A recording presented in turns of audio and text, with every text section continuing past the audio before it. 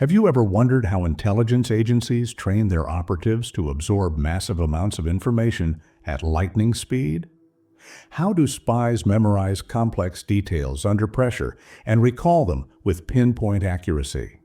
It's not just talent or practice, it's science. The CIA, along with other intelligence organizations, has spent decades experimenting with radical cognitive enhancement techniques.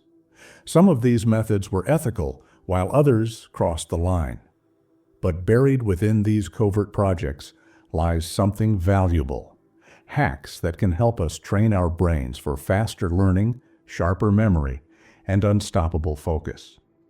Now, before you imagine shadowy figures in dark suits whispering secrets in classified rooms, let's clear something up. The idea that the CIA discovered human focus in 1983 is misleading. Their research into cognition, altered states, and neurohacking goes back much further, at least to the 1950s. Programs like MKUltra and Project Stargate sought to understand and manipulate the mind, sometimes using extreme methods. But behind the ethical controversy, one undeniable fact remains: the human brain can be rewired for peak performance, and we're only beginning to understand how. Think about this. Your brain already filters out most of the information around you. If it didn't, you'd be overwhelmed by the sheer volume of sights, sounds, and sensations flooding your senses every second. Intelligence researchers realized that by controlling what the brain focuses on, they could amplify learning speed. What they found wasn't magic. It was a strategic approach to using memory, focus, and sensory control to optimize cognitive function. But here's the good news. You don't need a classified government manual to apply these hacks. You can train your mind to absorb and retain information faster by tapping into techniques that work with your brain's natural efficiency. The difference between struggling with information overload and mastering rapid learning is in how you train your mind to filter, store, and recall knowledge. This isn't just about studying more or working harder. It's about understanding how your brain actually works, how it processes information, how it encodes memories, and how to trigger states of accelerated learning. Some of the most advanced methods for cognitive enhancement aren't complex at all. In fact, they work best when they feel effortless. We're about to explore how techniques like sensory deprivation, nootropic stacks, memory palaces, and even hypno-learning can unlock the hidden capabilities of your mind. And along the way, we'll see how ancient wisdom, drawn from spiritual traditions, philosophy, and neuroscience, aligns with these modern mental mastery techniques.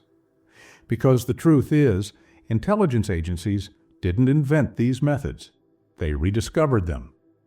So, if you're ready to upgrade your learning efficiency, let's start with something counterintuitive: the power of shutting out the world. Rewiring the mind through sensory deprivation. Imagine sitting in complete darkness, no sound, no distractions, just you and your thoughts. At first, your mind races, every little worry, every random memory surfaces. But then, something shifts. Your brain, deprived of external noise, begins tuning inward, sharpening focus, and reorganizing information in ways it rarely does in daily life.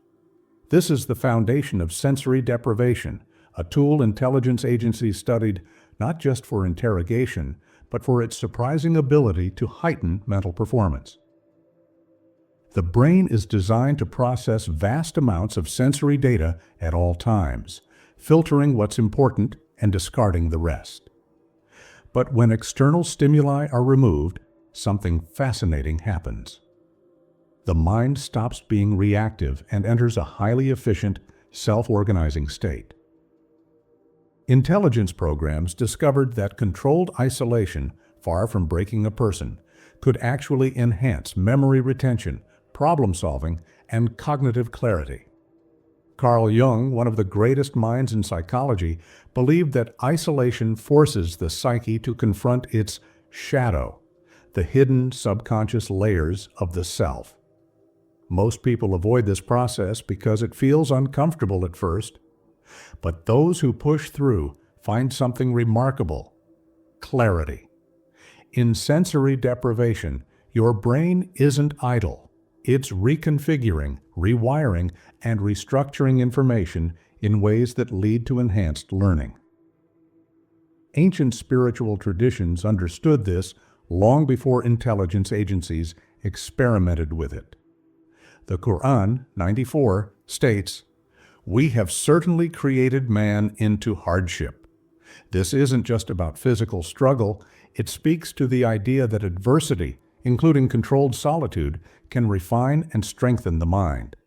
Monks, mystics, and scholars throughout history have used periods of silence and darkness to deepen their wisdom and sharpen their intellect. Modern research supports this. Studies on float tanks, where individuals experience weightlessness in soundproof, pitch-black water, show that even brief sessions can enhance creativity, memory recall, and focus. Itzhak Bentov's book, Stalking the Wild Pendulum, explores how different states of consciousness, including those induced by sensory deprivation, can expand perception and accelerate learning. The best part? You don't need a high-tech deprivation tank to tap into this power. A simple practice of dark breaks, 10 to 15 minutes in a completely silent, pitch-black room, can reset your mind, clearing out mental clutter and priming your brain for focus. At first, it might feel unsettling, but as your brain adapts, you'll start noticing something incredible.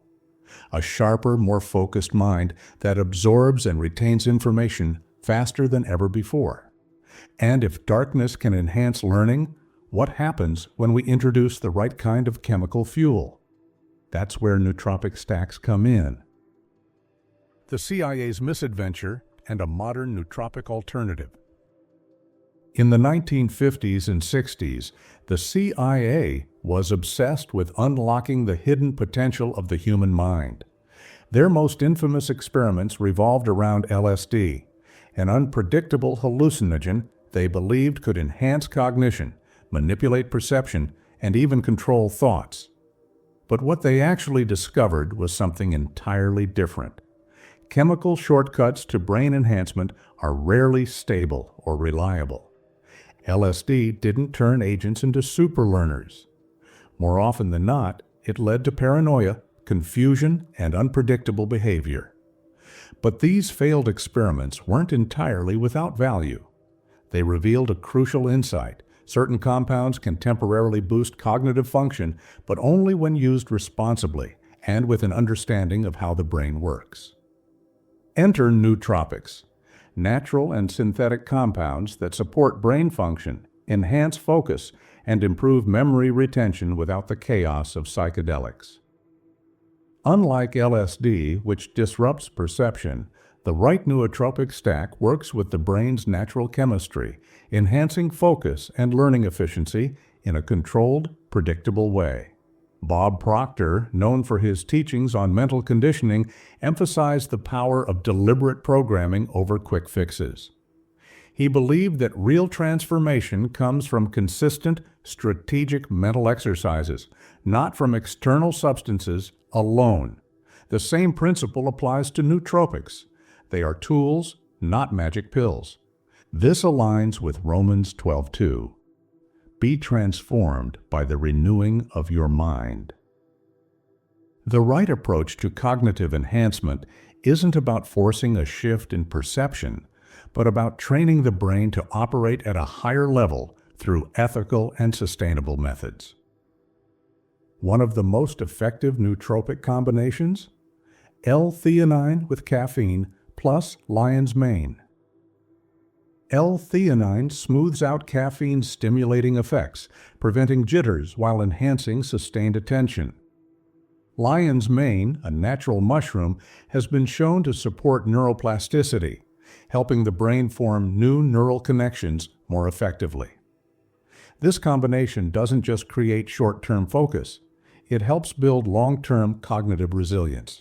Philip H. Farber's book, Brain Magic, explores how altered states and mental training can be harnessed for peak cognitive performance without resorting to extreme substances. His insights align with the idea that controlled, well-researched compounds, when used mindfully, can support rather than disrupt mental mastery. The key is timing. Intelligence research found that cognitive enhancers work best when paired with structured focus periods. This brings us to one of the simplest but most powerful learning hacks: synchronizing your mental state with precisely timed focus sprints. Easy mode, focus sprints, synchronizing body and mind. There's a reason why some people seem to enter a state of effortless concentration while others struggle with distractions. It's not about intelligence, motivation, or even willpower. It's about timing. Intelligence researchers and modern biohackers alike have discovered that aligning your neurochemistry with structured focus periods creates what feels like easy mode learning. When the brain and body are in sync, focus stops feeling like a battle and becomes something automatic. The CIA reportedly trained operatives to enter peak mental states by combining physiological readiness with cognitive training. They realized that the brain isn't designed to stay in deep focus all day. It works best in short, high-intensity bursts. Neuroscientists now confirm this. The ideal focus sprint typically lasts between 17 and 25 minutes, just long enough to push the brain into a hyper-efficient state before mental fatigue sets in. This idea connects to ancient wisdom as well. Quantum theorists exploring the nature of consciousness have suggested that attention itself might function similarly to energy. It needs proper alignment to reach maximum efficiency. While the quantum mind hypothesis remains controversial, it does reflect something practical. Timing and intent are key. When we actively direct our awareness at the right moment, we amplify cognitive performance. Eckhart Tolle often speaks about the power of presence, the ability to fully immerse oneself in the present moment. This is precisely what a well-timed focus sprint achieves. The Buddhist Dhammapada states, "The mind is everything. What you think, you become." By deliberately structuring when and how you focus, you train your brain to shift into a state of high-performance learning. An overlooked ancient text, The Secret of the Golden Flower, describes a Taoist meditation practice that revolves around precise timing. The idea is that internal energy, like attention, follows rhythms. Tapping into the right cycle allows for effortless engagement. This is the same principle modern biohackers use when stacking nootropics with timed focus sprints. Here's how to apply it. About 15 to 20 minutes after consuming a nootropic stack, like L-theanine and caffeine, begin your study session or work sprint. Use a timer, set it for 17 to 25 minutes, and commit to full immersion. When the timer ends, take a structured break before repeating the process. This prevents cognitive burnout while maintaining peak efficiency. If timing your focus can optimize learning, what about learning in your sleep? That's where hypno-learning comes in. Hypno-learning, unlocking the theta state. Imagine if you could absorb new information while barely conscious, like uploading knowledge straight into your brain. It might sound like science fiction, but intelligence agencies and neuroscientists have long been fascinated by the potential of sleep-based learning. The Soviets were rumored to have experimented with hypnopedia, the process of training soldiers through audio played during light sleep. While the effectiveness of pure sleep learning is debatable, modern research confirms that the theta brainwave state, the phase between wakefulness and sleep, is a prime time for absorbing and reinforcing information. Theta waves are the gateway to subconscious learning. This state occurs naturally during meditation, deep relaxation, and just before falling asleep. It's the reason why ideas seem to click when you're drifting off or why you sometimes wake up with a solution to a problem you were struggling with the night before. Intelligence researchers explored ways to harness this state deliberately, realizing that the mind is highly receptive when hovering between consciousness and unconsciousness. Sam Harris, a neuroscientist and philosopher, has pointed out that altered states of consciousness, whether induced by meditation, hypnosis, or specific cognitive techniques, can dramatically impact learning and perception. While there's no magic formula for sleep-based memorization, one principle remains clear. The brain continues processing information even when you're not fully awake. This aligns with ancient spiritual teachings. The Upanishads, foundational texts in Eastern philosophy, describe turiya, a state of pure awareness beyond waking and dreaming. It suggests that deeper knowledge is absorbed not through effort, but through alignment with natural states of consciousness. P.D. Ouspensky's In Search of the Miraculous expands on this, detailing how systematic methods can tap into these altered states to accelerate learning. Here's how to use hypno-learning in a practical way. Play recordings of key information, such as a foreign language, formulas, or concepts, just before sleep.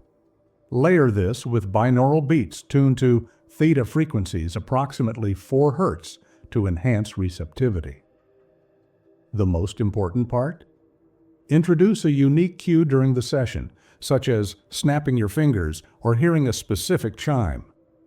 Later, when you consciously recall the information, replay the same cue. Over time, this anchors the knowledge to a trigger, allowing you to access it more easily. If the theta state enhances memory, what happens when we take learning into the physical world? That's where memory palaces and sensory triggers come into play. Memory palaces, smell cues, and the power of tangible associations. Your brain isn't just a storage unit, it's a spatial navigation system. Long before intelligence agencies studied memory techniques, ancient civilizations developed powerful methods for recall by associating knowledge with physical locations. The most famous of these is the memory palace, also known as the method of Loci. Greek and Roman scholars used it to memorize entire books. And today, world memory champions still rely on it to store thousands of facts effortlessly. But here's what most people don't realize. You can take this ancient technique further by upgrading it with modern cognitive triggers. The reason the memory palace works is simple. Our brains are wired to remember locations better than abstract data. Think about it. You might struggle to recall a list of numbers, but you can easily visualize your childhood home down to the smallest details. Intelligence agencies adapted this technique by teaching operatives to link critical information to specific physical spaces, making retrieval almost automatic. Confucius, the legendary Chinese philosopher, emphasized the importance of right order, the idea that knowledge, when structured methodically, leads to deeper wisdom. This applies directly to the memory palace. By placing information into a structured environment, real or imagined, you create an order that makes recall easier and more natural. The Tao Te Ching by Laozi speaks of the power of emptiness and space, suggesting that the way we arrange our surroundings affects our minds. This principle extends beyond physical space into memory. If you mentally place knowledge in an organized way, retrieval becomes effortless. Modern neuroscience supports this. But there's an even more fascinating layer: smell. Studies show that scent is the most powerful trigger for memory, capable of increasing recall by up to 40%. Intelligence researchers discovered that introducing specific scents while encoding information creates an unconscious link. When the same scent is reintroduced later, it acts as a mental key, unlocking the stored knowledge. Katja Walter's Tao of Chaos merges Eastern philosophy with chaos theory, revealing how structured external environments can transform cognitive efficiency. Applying this to memory training, you can introduce an extra dimension to your memory palace by associating each section with a distinct smell, like cinnamon for history, lavender for language learning, or peppermint for math. To test this, chew cinnamon gum while studying. When you need to recall the information, chew the same gum again. Over time, your brain will form a subconscious connection, making retrieval faster and more precise. If your brain can be trained to recall knowledge through structured environments, can it also be trained to stay focused in chaotic ones? That's exactly what CIA operatives had to master. Training focus in chaotic environments, neuropriming for unstoppable concentration. Most people believe they need complete silence to focus, but intelligence agencies have known for decades that true mastery comes from being able to concentrate in any environment, no matter how loud, unpredictable, or chaotic. That's why CIA operatives weren't trained in pristine study halls. Instead, they were taught to maintain absolute focus in crisis zones, amid gunfire, alarms, and overwhelming noise. The idea? If you can train your mind to lock onto a single task in chaos, you can perform at a high level anywhere. This method isn't new. It has deep roots in mystical traditions. The Sufis, for example, practice whirling meditation, spinning rapidly to achieve a trance-like focus. Why? Because by embracing movement and external distractions, they train their minds to remain centered no matter what's happening around them. Similarly, shamanic rituals in indigenous cultures often involve intense drumming and sensory overload to push practitioners into states of heightened awareness. Intelligence agencies unknowingly mirrored these techniques when they developed training programs for operatives. Zoroaster, the ancient Persian prophet, taught that true strength comes not from avoiding chaos, but from mastering oneself within it. This aligns perfectly with what memory researchers now know. Focusing in mildly chaotic environments actually improves concentration over time. Your brain learns to filter distractions, making everyday focus easier. The Kybalion, a Hermetic text, speaks of the principle of mentalism, the idea that the mind shapes reality. While mystical in origin, this concept has real-world applications in cognitive science.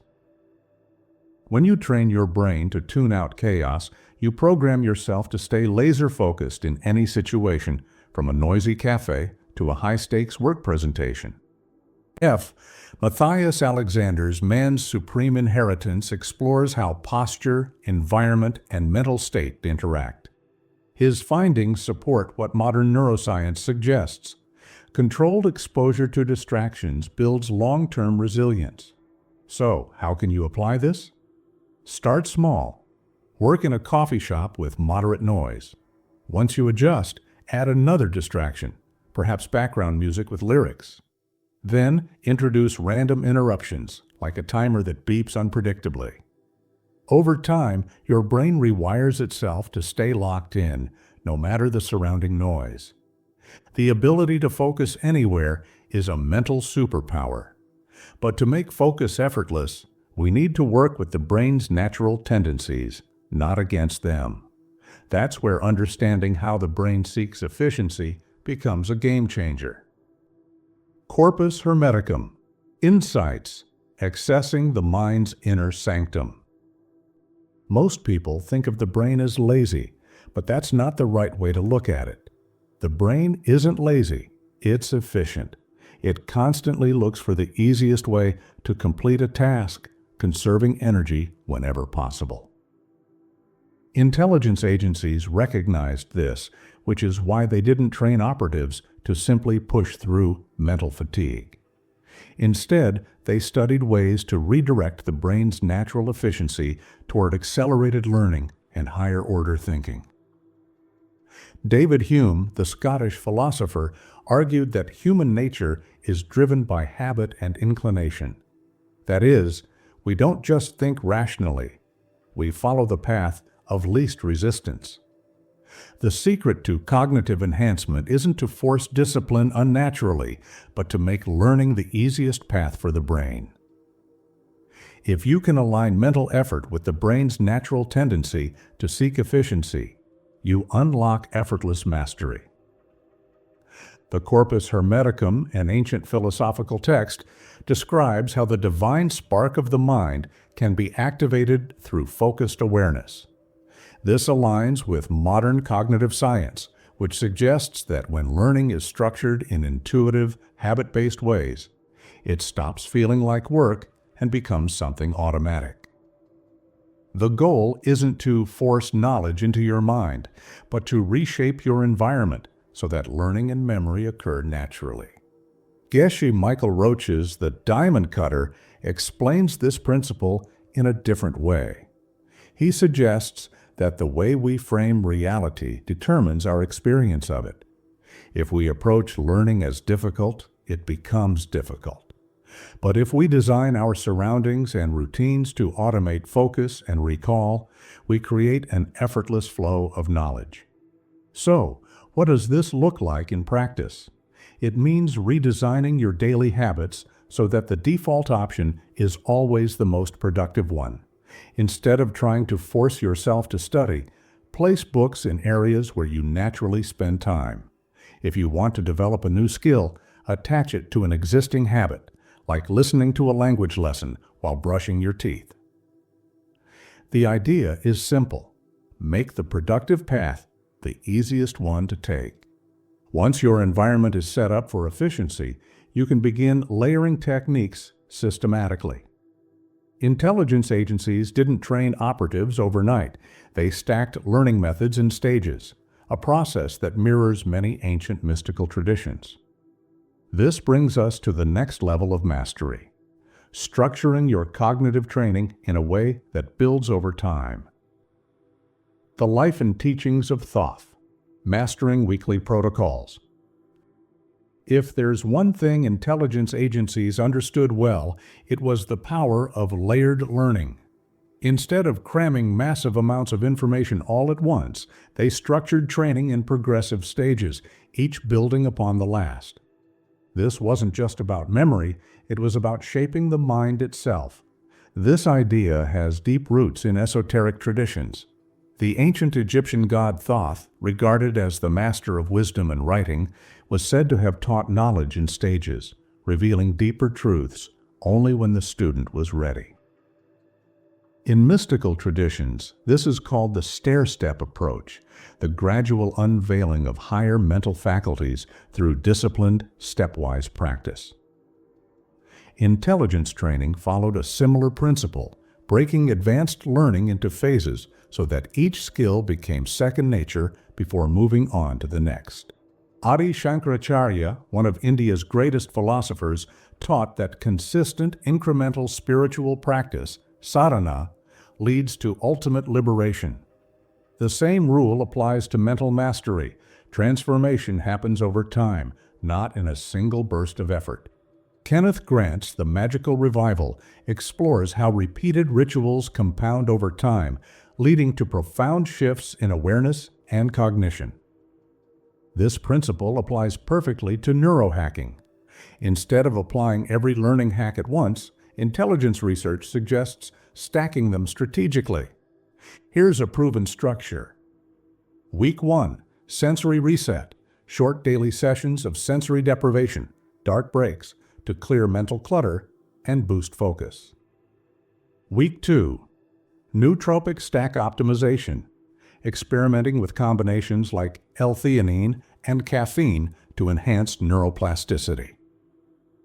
Week 3, hypno-learning activation, using theta wave audio at night to reinforce memory and recall patterns. Week 4, memory expansion, applying the memory palace technique with scent triggers to boost recall speed. Week 5, chaos-focused training, practicing cognitive resilience in noisy, unpredictable environments. Week 6, Efficiency mode. Lock in, restructuring habits. So learning becomes the easiest, most natural path for the brain. By layering techniques one at a time, you avoid cognitive overload while steadily reshaping your mental abilities. Intelligence agencies used this approach because it worked, not just for memorization, but for rewiring the mind itself. However, the most crucial part of mental mastery isn't intensity, it's balance. Training the brain without proper recovery can lead to burnout, a mistake even the CIA learned the hard way. Avoiding burnout, balancing intensity and rest. High-performance learning isn't just about pushing the brain to its limits, it's about knowing when to step back. One of the biggest mistakes intelligence agencies made in their early cognitive experiments was overloading subjects with too much mental strain too fast. The result? Burnout, cognitive fatigue, and in extreme cases, psychological instability. True mental mastery isn't about working harder, it's about working smarter by balancing intensity with recovery. Simone de Beauvoir, the French existentialist, wrote extensively about the ethics of freedom, arguing that true personal growth must be pursued with balance, not obsession. This applies directly to cognitive enhancement. If you push your brain too hard without recovery, you don't just slow down your progress, you risk long-term damage to focus, memory, and mental clarity. The Nag Hammadi Scriptures, a collection of early Christian and Gnostic texts, caution against the dangers of misusing knowledge. The lesson? Overreaching without reflection can lead to distortion instead of enlightenment. Intelligence agencies learned this the hard way. Early experiments often failed, not because the techniques didn't work, but because they were applied with reckless intensity, without consideration for long-term stability. Michael Hayes's The Hermetic Code in DNA explores a fascinating concept, the idea that mental and physical energy must remain in harmony for sustainable growth. Cognitive enhancement isn't just about activating the brain, it's about allowing it to reset. Neuroscience backs this up. Short bursts of high-intensity focus work best when followed by periods of deliberate rest. Here's how to apply balance to cognitive training. For every 90-minute focus block, take a 15-minute break. This follows the brain's natural ultradian rhythm. Incorporate low-intensity activities like walking, meditation, or journaling to prevent mental overload. Respect sleep cycles. Research shows that deep sleep is when the brain consolidates memory and strengthens neural connections. Cycle between intense and light learning weeks. Intelligence training wasn't designed to be a never-ending sprint. Mastering your mind isn't about how hard you push, it's about how intelligently you pace yourself. If you want lasting cognitive improvement, rest isn't an obstacle, it's part of the formula. But there's one final piece to this puzzle: the ethics of knowledge. Intelligence agencies learned that powerful learning techniques can be dangerous when misused. The real question isn't just how to master the mind, but why. Ethical implementation and spiritual grounding. It's one thing to learn faster, remember more, and sharpen focus. But what's the purpose behind it? Intelligence agencies, in their pursuit of mental mastery, often overlook the ethical dimension of knowledge. Many of their experiments, like MK Ultra, weren't just controversial, they were outright unethical. And history has shown that knowledge without morality can become a dangerous weapon. This is where ancient wisdom provides a crucial lesson. Prophet Muhammad, PBUH, emphasized the pursuit of knowledge as a lifelong duty. Seek knowledge from the cradle to the grave. But his teachings also stress that knowledge must be guided by moral integrity. Similarly, the great thinkers of every tradition, from Buddhist monks to Stoic philosophers, warned that unrestrained pursuit of power, including mental power, can lead to self-destruction. The Book of Enoch, an apocryphal text often excluded from mainstream religious teachings, contains a striking warning. Certain forms of hidden knowledge led to the downfall of ancient beings who misused it. Whether one sees this as literal or metaphorical, the message is clear. Just because we can enhance the mind doesn't mean we should do so recklessly. Intelligence agencies were willing to experiment on others for the sake of discovery, but personal mastery requires something different: self-awareness, responsibility, and ethical grounding. One of the lesser-known but profound books on this subject is the Book of Enoch itself. While often dismissed as myth, it underscores the importance of using knowledge wisely. Mental mastery should never be about manipulation, deception, or control. It should be about empowerment, creativity, and contribution. So how do we ensure that cognitive enhancement stays ethical? Use these techniques for personal growth, not for exploitation. Mental mastery should uplift, not manipulate. Balance learning with emotional intelligence. A sharp mind without compassion is dangerous. Stay grounded through spiritual or reflective practice, whether it's meditation, prayer, or simple journaling. Maintaining inner balance prevents knowledge from becoming an obsession. Remember that true intelligence is about more than memory and speed. It's also about wisdom, character, and how we apply what we learn. The real lesson from intelligence agencies isn't just that the mind can be trained, it's that how we use this power defines who we become. Now that we've explored the techniques, there's just one final question. What's the bigger picture? Where does all of this lead? And how can we ensure that mastering focus, memory, and learning isn't just about personal gain, but about something much greater? From espionage to empowerment, the future of mental mastery. After everything we've explored, from sensory deprivation and nootropics to memory palaces and hypno-learning, one thing is clear: intelligence agencies didn't invent these techniques. They rediscovered them.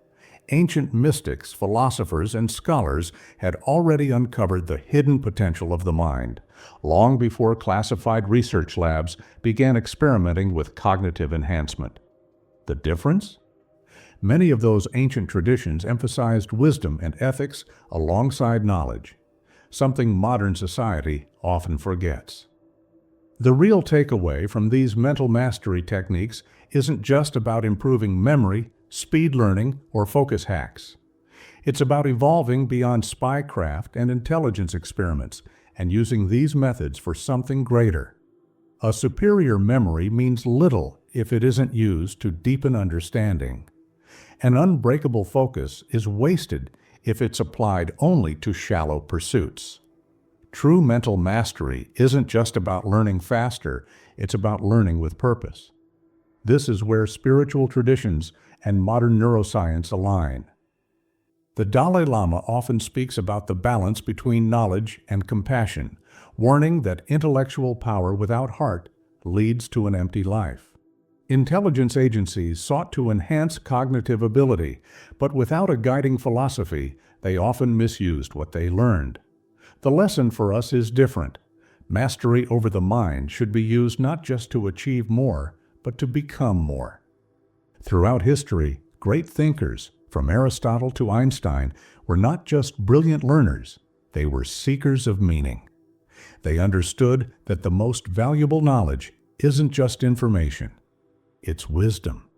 The final piece of the puzzle isn't another technique or neurohack, it's asking yourself, why am I learning? What is this knowledge for? And this brings us to the final step: application. These methods are meaningless if they remain theoretical. Choose one technique today, whether it's a memory palace, a nootropic stack, or sensory deprivation, and experiment with it. But do so mindfully, because in the end, intelligence agencies may have pioneered these strategies for covert missions, but the greatest mission of all is personal evolution. True power lies not in keeping knowledge hidden, but in sharing it, using it and applying it to uplift both yourself and those around you. Mental mastery isn't a secret, it's a discipline. And now that you know the methods, the real question is, how will you use them?